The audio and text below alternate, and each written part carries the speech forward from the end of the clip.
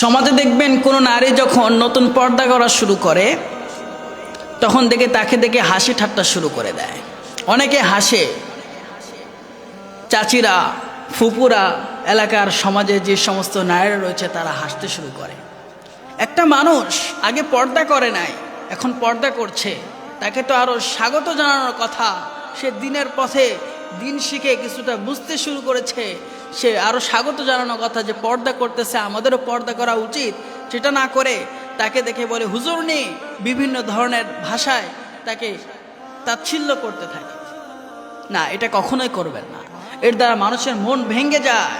একজন নারী চাচ্ছে যে ইসলামের ছায়াতলে এসে সুন্দরভাবে সে পর্দা করতে, সে নামাজ কালাম পড়তে, সমস্ত কিছু আস্তে আস্তে ইসলামের ধারাবাহিকে নিয়ে আসতে চাচ্ছে, অথচ আপনি তাকে তুচ্ছ তাচ্ছিল্য করে আল্লাহর কাছ থেকে দূরে সরিয়ে দিচ্ছেন। এর গুনার ভাগীদার কিন্তু আপনিও হবেন।